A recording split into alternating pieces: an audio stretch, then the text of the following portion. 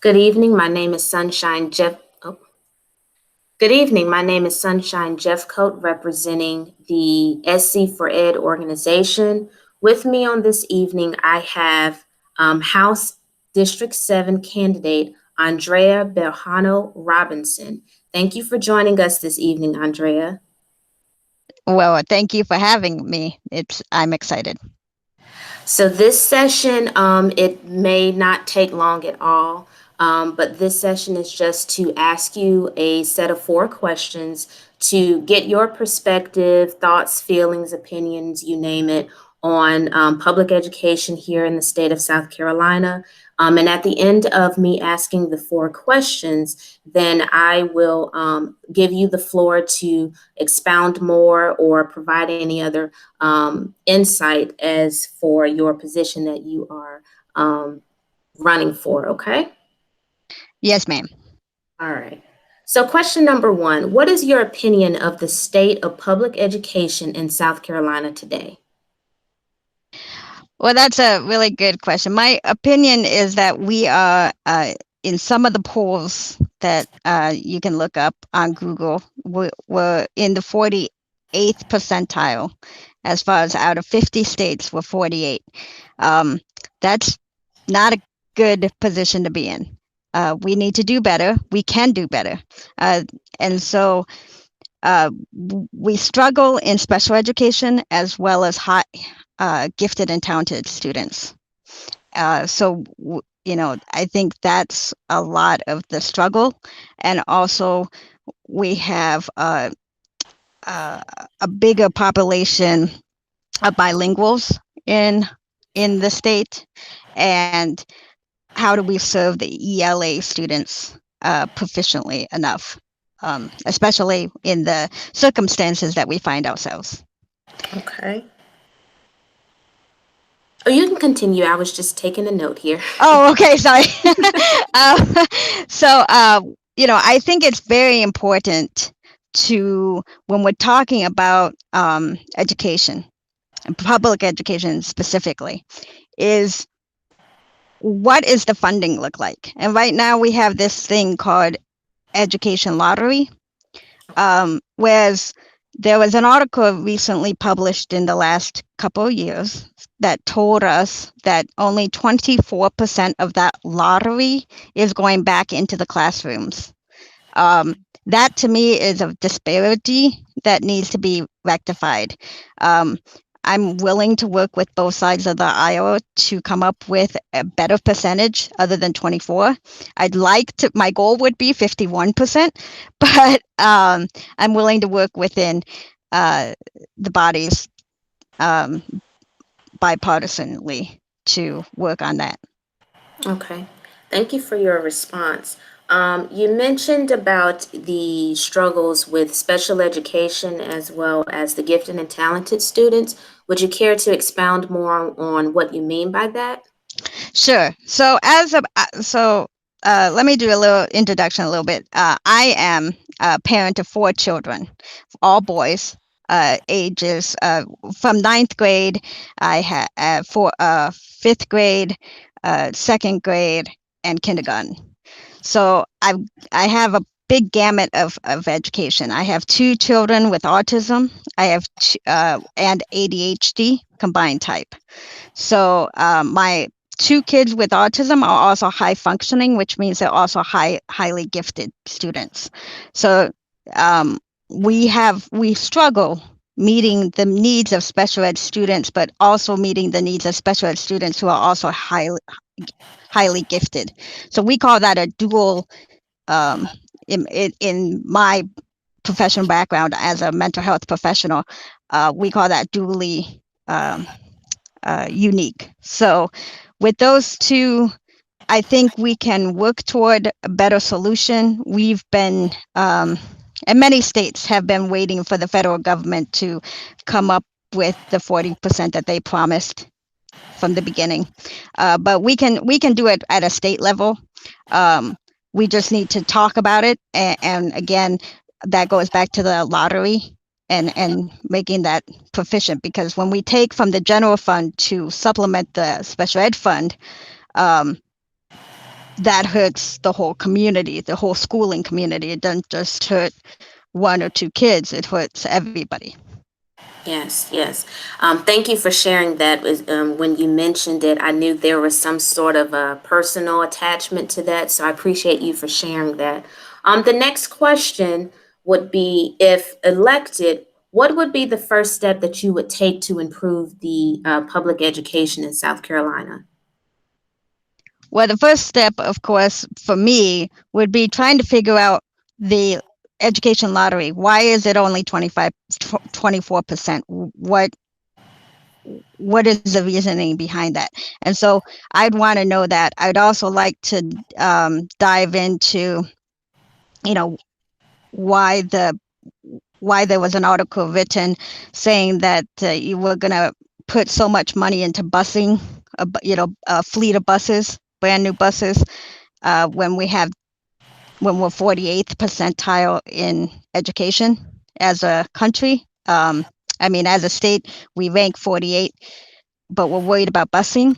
I think the legislators need to focus on putting money back into the school, into the classrooms, so that teachers don't have to offset the cost, because there was a lot of teachers paying out of their own pocket for school supplies for children whose parents couldn't afford school supplies, or uh, other circumstances that arise throughout the year. And I'm very thankful that teachers are willing to do that. But do I think they should? No. I think we should, as a community, support them by giving them the accurate tools to do so. And that means Thank you. fully funding education. Absolutely. So that actually segues into the next question. If you are elected, what would you do to address the funding of public education? Sure, sure. So my idea is to, again, look at the lottery, but also we need to figure out what are the districts. We need to talk to all the school board representatives, talk to all the superintendents, have a round table of discussion to to talk about disparities, because disparities in District 1 don't necessarily look like District 3, don't look like District 2 in my area. So in order for me to better represent, I need to talk to all three superintendents and all three school board members, elected school board members, to really dive into the root of the issue. Why are districts disproportionate in funding? Um, is there something that they haven't received as of yet? When we have those back and forth conversations between elected officials on all levels of the process, we're better fit to meet the needs of the teachers and educators in South Carolina. Yes, ma'am. Yes, ma'am. So, in your opinion, what would a successful accountability system for education in South Carolina look like? Sure. So I'm not originally from here, as you probably can tell by my accent. I grew up all over the country. I'm an immigrant from Colombia, South America. And I grew up in the education system. I was a special ed student myself, all the way from preschool to um, graduating high school. So I understand from a personal view what education, how it's improved, but also what they're still lacking.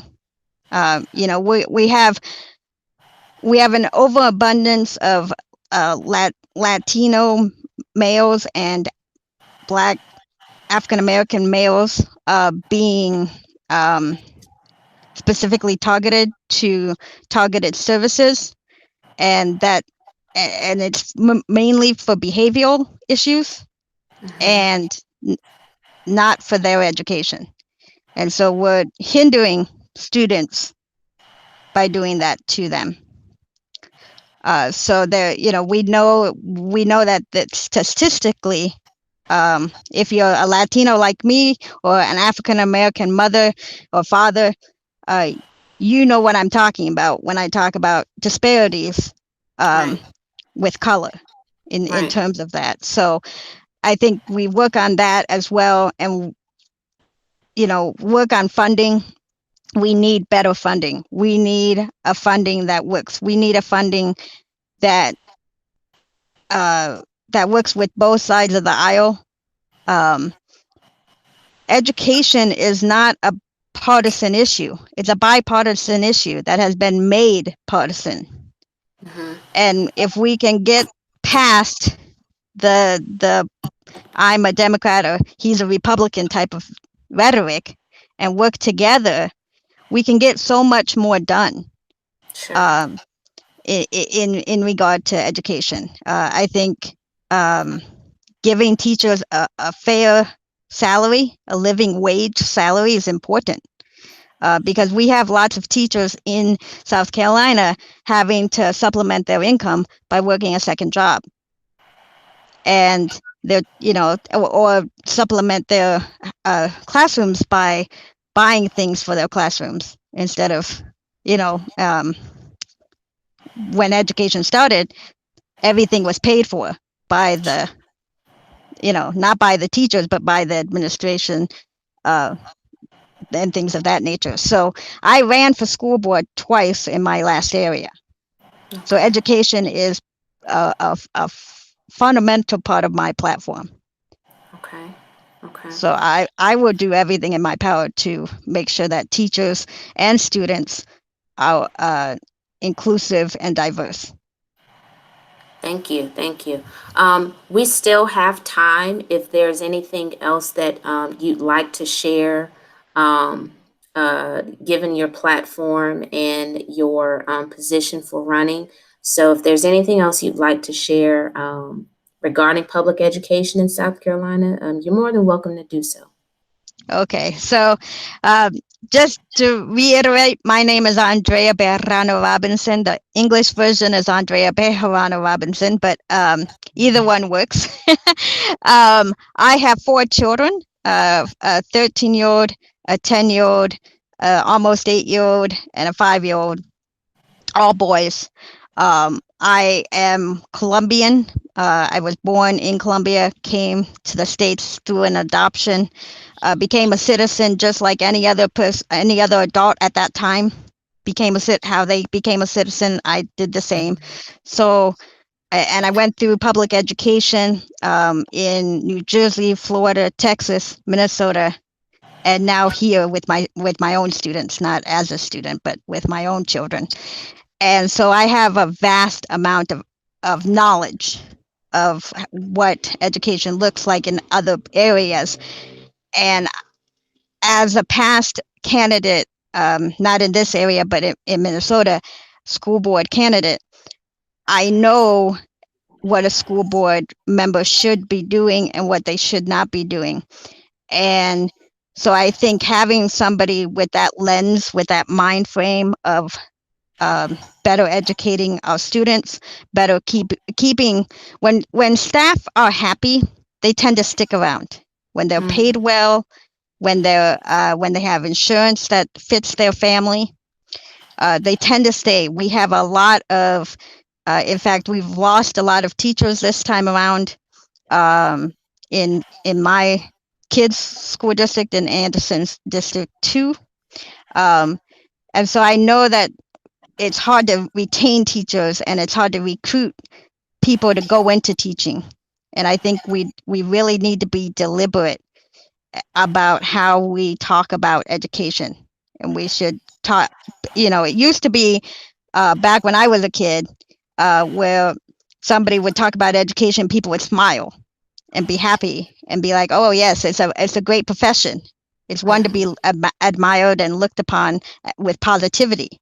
Now you talk about teaching, and nobody has a smile on their face, and nobody is talking about, I mean, we have um, we have a lot of people of color in my district that my kids attend. However, the teaching staff do not reflect that. And that's because we're not encouraging people of color to go into education.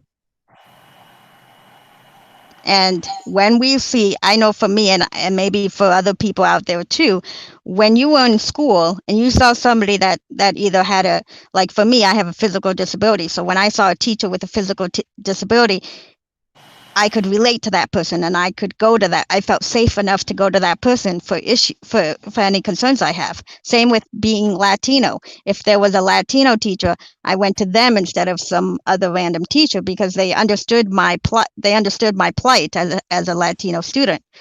Um, and I think that's across the board. We need to make sure that teachers are ready for education, not only for in classroom education, but e-learning education. Right. We haven't really we've not set up teachers to succeed in an e-learning environment. And I think when we get the testing results from last year, we're going to see the results of that. And I think we need to make a very conscious effort to encourage, Clemson and the rest of the schools, the public colleges, to really make a whole unit of e-learning, and what does that look like and how do you do it proficiently, because I think that's the way. I don't see anything different from when we stopped going into the school building to now. The numbers in South Carolina keep rising. They don't keep going down. So if they keep rising, we're going to keep having e-learning as an option. So we need to better support our teachers in e-learning as well. Okay. So in closing, I hope that this was enlightening for you. If you have any questions, direct them to me at ajwolflover@gmail.com. And, we have a Facebook page and lots of ways for you to contact us directly. And we encourage you to do so because as a parent advocate myself, for public education and for civil rights and women's rights, I understand that my job is to represent you in my district. And if I don't hear from you, I don't know that there's an issue. So I need you to reach out to me and tell me what are the issues that you see in education in your districts, and how can I, being your representative, improve that for you? Because I have issues of my own that I could work on, but I'm not being elected to represent myself. I'm being elected to represent the whole House District 7. Absolutely. And I'm Thank you done. so much, Miss Andrea, for your honest feedback and eloquently answering your questions. I think on behalf of the SC for Ed organization, we do appreciate your support, and we also appreciate what you're doing to better represent the constituents of District 7. We do wish you the best of luck for the upcoming elections. And just like you've provided support for SC for Ed, we also would extend our support to you as well. I'm going to end this recording now, so just hold for one moment, okay? Okay, thank you.